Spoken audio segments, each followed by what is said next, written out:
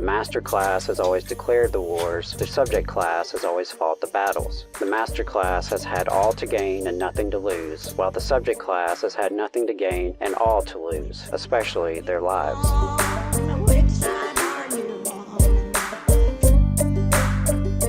It seems like it just almost seems like it would be it would be difficult to justify not addressing the huge current events that are happening right now, being something of a news media current events type show. Even though we're very tight on labor, that's what we focus on.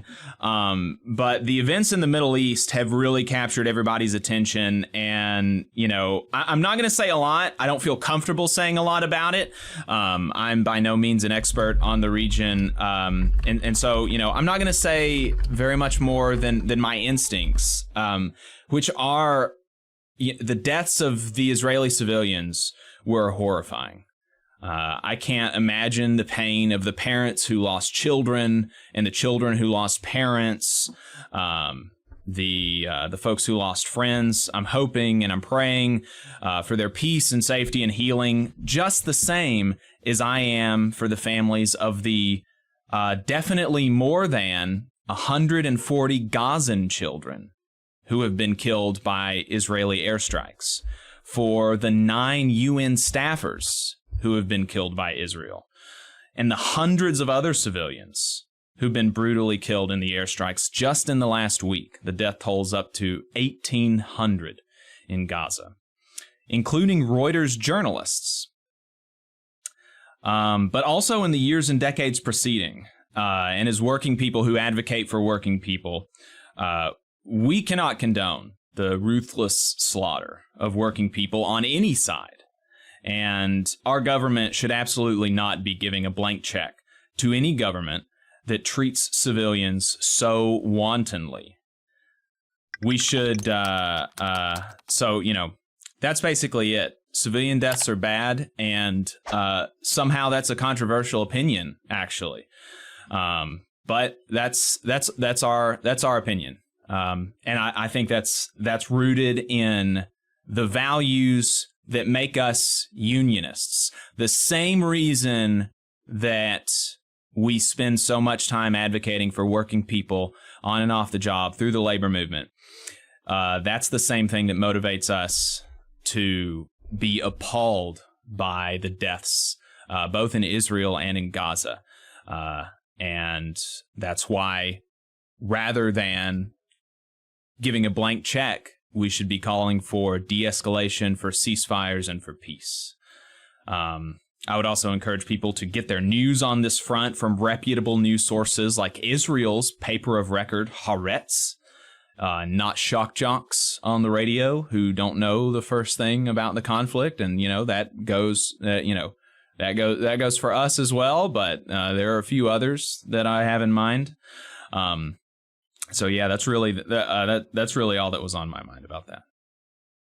Well, I'll just pick up from there to say that recently I was in a training where we were discussing leadership and had to identify a leader that inspires me or inspires the class. And so I thought about Eugene Debs, a man of tremendous courage and conviction, of faith and resolve, and a leader with a true heart for the people. And he was skeptical of leaders. He didn't have much faith in leaders. One of his famous quotes is that he said, "I would be ashamed to admit that I had risen from the ranks. When I rise, it will be with the ranks and not from the ranks." And it's that kind of, attitude, which is why I respect him as a leader.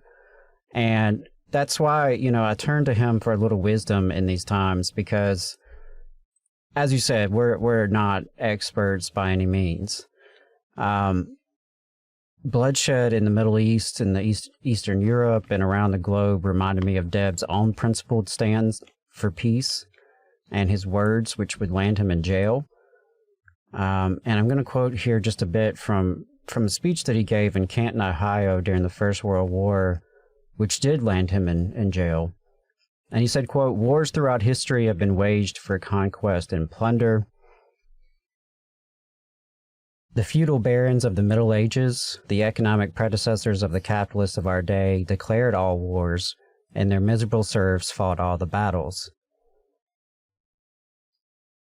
The poor, ignorant serfs had been taught to revere their masters, to believe that when their masters declared war upon one another, it was their patriotic duty to fall upon one another and to cut one another's throats for the profit and glory of the lords and barons who held them in contempt. And that is war in a nutshell. The master class has always declared the wars. The subject class has always fought the battles. The master class has had all to gain and nothing to lose, while the subject class has had nothing to gain and all to lose, especially their lives. They have always taught and trained you to believe it to be your patriotic duty to go to war and to have yourself slaughtered at their command. But in all the history of the world, you, the people, have never had a voice in declaring war, and strange as it certainly appears, no war by any nation in any age has ever been declared by the people. And here let me emphasize the fact, and it cannot be repeated too often, that the working class who fight all the battles, the working class who make the supreme sacrifices, the working class who freely shed their blood and furnish their corpses, have never yet had a voice in either declaring war or making peace. It is the ruling class that invariably does both. They alone declare war, and they alone make peace. And, that quote has been on my mind a lot lately, as well as the words of Dr. King about the giant triplets of racism, materialism, and militarism.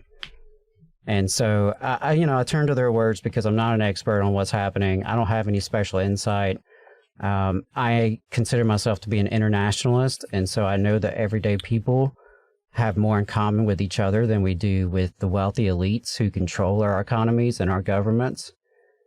I know it's heartbreaking to see the loss of life, particularly civilians.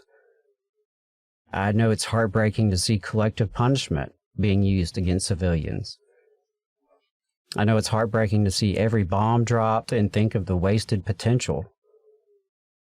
It's heartbreaking to see politicians wage war rather than wage peace. And it's heartbreaking to see the giant triplets of racism, materialism, and militarism on the rise all over the globe. I don't know what it's like to be in a war zone, to be directly impacted by terrorism, or to have to live under apartheid conditions. I can't imagine what so many families are experiencing right this moment, and my heart and solidarity goes out to them. I know it's frustrating when media and politicians push propaganda, when conversations around these issues are conducted in bad faith, when any critique of violence comes with consequences, when acknowledging the dignity of Palestinian lives is assumed to be an act of bigotry against Israeli lives. I know it's frustrating when countries and economies are fueled by the blood money of the military-industrial complex, when arms dealing and foreign policy are one and the same, when so much is invested in denying peace. As a labor activist, I believe we have to be internationalists in our outlook, demanding an end to the global race to the bottom for everyday working people. I believe we as a movement must fight for an economy and a global order based on peace and cooperation. I believe we as a movement must stand united against war crimes. I believe we as a movement must stand united in love, justice, and solidarity against bigotry, exploitation, and oppression. You just saw a clip from the Valley Labor Report. We are live every Saturday morning from 9:30 a.m. till 12:30 p.m. And we pride ourselves on keeping all of our content free to everybody so that we can talk to as many working folks as possible. If you support the work that we're doing, you think that it's important, you think that it's good, then consider making a monthly contribution to the project, and you can do that on our website, tvlr.fm.